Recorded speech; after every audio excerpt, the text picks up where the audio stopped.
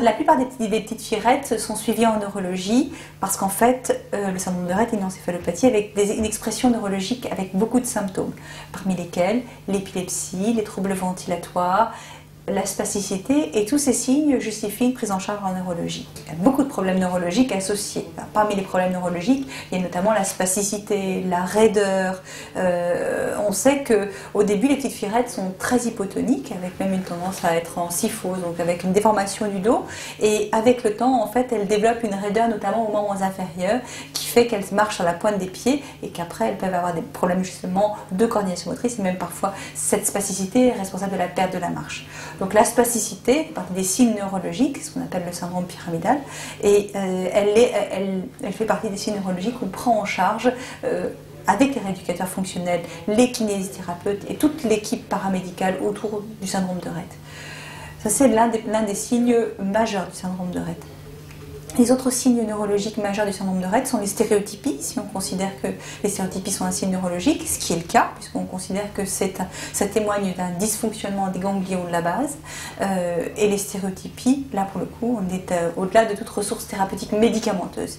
Il y a beaucoup de prises en charge en psychomotricité, en ergothérapie, qui permettent justement de limiter les stéréotypies, de diminuer leur caractère parasitant, notamment sur le développement de l'appréhension. Un autre signe neurologique qui est extrêmement fréquent sont les troubles ventilatoires, avec soit des hyperventilations, soit des apnées, ou soit les deux en fait, qui sont extrêmement gênantes, avec parfois même une cyanose et des malaises, qui sont très fréquents dans le syndrome de Rett, et pour l'instant, qui sont au-delà de toute stratégie thérapeutique. Il y a des essais médicamenteux qui vont débuter là-dedans, mais pour l'instant, on n'a pas de traitement officiellement recommandé pour les troubles ventilatoires. L'épilepsie est extrêmement fréquente dans cette maladie et elle survient en fait relativement tard après l'annonce du handicap et de la maladie. En fait, on considère que l'âge moyen du début du diagnostic, c'est plutôt 2 ans, et l'âge médian d'apparition de l'épilepsie, c'est 4 ans. Donc, alors que les parents sont préparés au fait qu'il y avait une maladie neurologique qui pouvait être sévère, avec des troubles moteurs, l'épilepsie apparaît dans un second temps. Et donc, on a l'impression d'une sorte de rechute quand ces crises apparaissent. L'épilepsie, elle apparaît donc en sorte de ciel serein avec toutes sortes de types de crises. Ça peut être ce qu'on appelle des absences, c'est-à-dire des ruptures du contact. Les petites filles vous regardent et puis ensuite elles s'arrêtent de regarder. Ça peut être des chutes aussi, des chutes atoniques ou des myoclonies, donc des espèces de décharges électriques, des sursauts. Mais ça peut être beaucoup plus bruyant que ça. Ça peut être des crises tonico-cloniques généralisées, donc là l'enfant tombe et fait beaucoup de secousses et c'est très impressionnant. Ça peut être une crise, ça peut être plusieurs crises. Et c'est vrai que le problème de l'épilepsie dans le syndrome de Rett, c'est qu'elle est d'une part fréquente et parfois difficile à contrôler avec le traitement. Quand les crises apparaissent, on a tendance à mettre 1, 2, voire 3 médicaments, et tout le problème c'est d'essayer de trouver la bonne balance entre une bonne tolérance du traitement antiépileptique et la diminution de la fréquence des crises, voire idéalement l'absence de crise. Quand les crises sont tonico-cloniques généralisées, qu'elles sont très impressionnantes, c'est assez facile, les parents viennent en consultation et ils nous disent « Docteur, mon enfant a fait une crise, j'en suis certaine », et là il n'y a pas beaucoup de problèmes. Là où les choses se compliquent, c'est pour les absences et les chutes, pour lesquelles on a du mal à savoir si ce sont des absences parce qu'elles sont dans la lune ou des chutes parce qu'elles sont maladroites. Et là, les choses se compliquent. Parce que le problème dans l'épilepsie, dans le syndrome de Rett, c'est que le G est toujours anormal. Qu'on soit épileptique et qu'on ne soit pas épileptique, le G est anormal. On le sait depuis longtemps, il y a eu beaucoup d'études qui ont été faites sur l'évolution de l'électroencéphalogramme dans le syndrome de Rett, que les filles soient épileptiques ou non épileptiques. Donc le critère électroencéphalogramme n'est pas un bon critère pour dire oui, l'absence que vous voyez, oui, la chute que vous voyez est d'origine épileptique. Donc il faut trouver des arguments forts et d'interrogatoire pour essayer de mettre en place un traitement.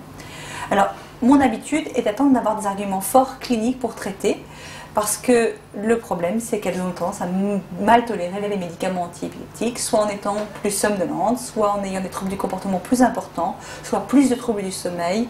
Et donc, j'attends vraiment d'avoir des arguments forts pour traiter l'épilepsie dans ces cas-là. Une fois qu'on a fait le diagnostic d'épilepsie, qui repose donc essentiellement sur l'interrogatoire, l'une des questions des parents, c'est maintenant qu'on sait qu'il y a une épilepsie, est-ce que vous êtes sûr, est-ce qu'à coup sûr, on va arriver à soigner cette épilepsie, est-ce qu'on va arriver à faire diminuer, faire disparaître les crises? Et là, c'est toute l'incertitude, parce qu'il n'y a pas un traitement antiépileptique spécifique de l'épilepsie du syndrome de Rett.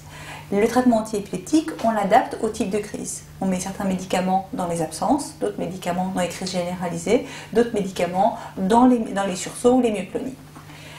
Et certains marchent, d'autres ne marchent pas. Donc, a priori, quand une enfant syndrome de Rett débute une épilepsie, on n'a pas de stratégie thérapeutique prédéfinie. Il faut essayer un médicament et adapter la tolérance et l'efficacité en fonction de la petite fille qu'on voit et pas en fonction d'un concept général.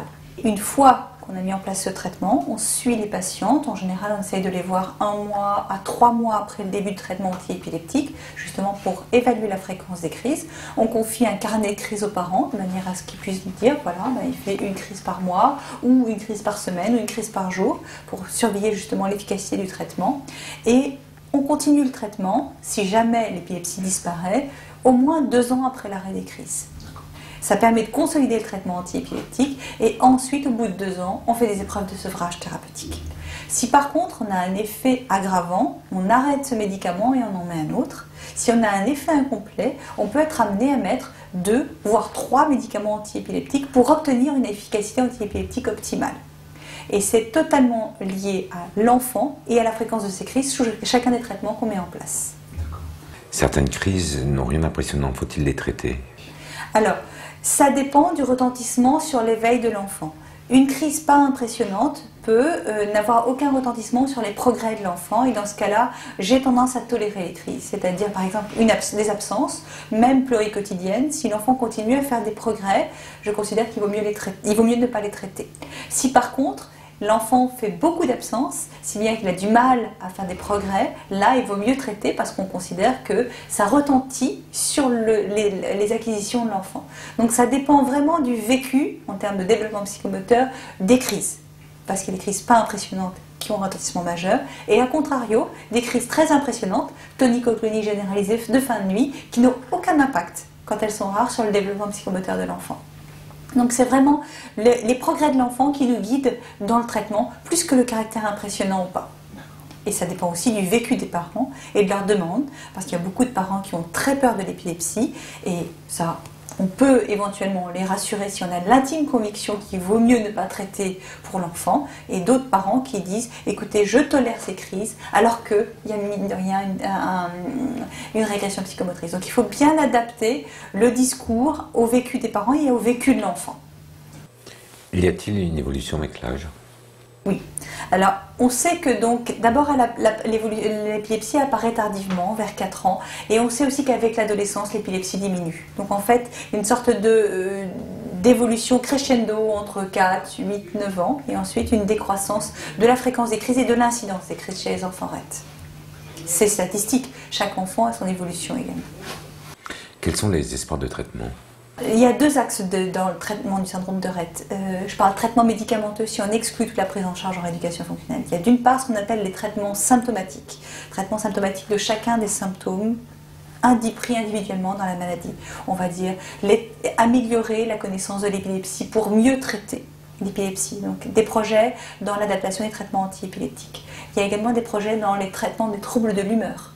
Parce qu'on sait que certaines petites filles Rett ont beaucoup de cris ou des alternances d'agitation et de calme.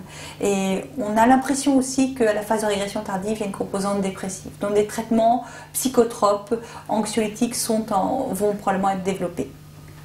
Il y a des traitements de l'hyperventilation sur des bases physiopathologiques qui sont développés par l'équipe de Marseille. Des traitements de troubles du sommeil qui sont extrêmement fréquents et sous-estimés dans le syndrome de Rett avec des médicaments du type de la mélatonine. On a également des projets pour traiter l'ostéoporose qui a l'air d'être précoce et spécifique de cette maladie. Voilà ce qu'il y a comme projet thérapeutique à court terme pour le syndrome de Rett comme traitement symptomatique. Après, il y a les traitements spécifiques.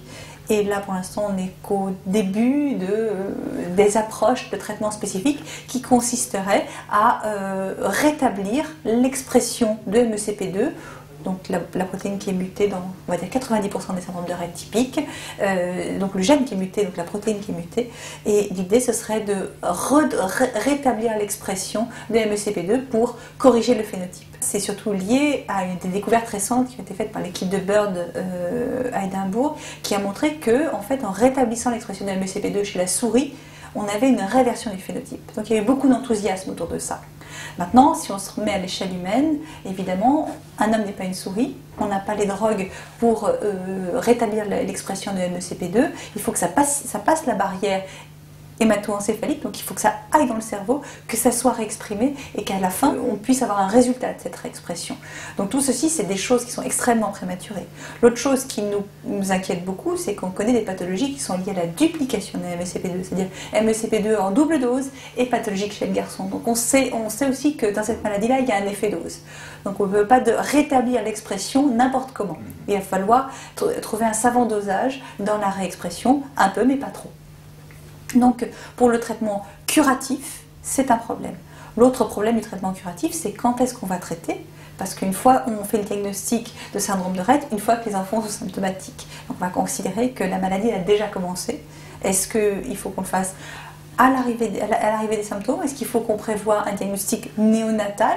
Est-ce qu'il faut qu'on fasse un dépistage? Toutes ces questions, on n'a pas résolu.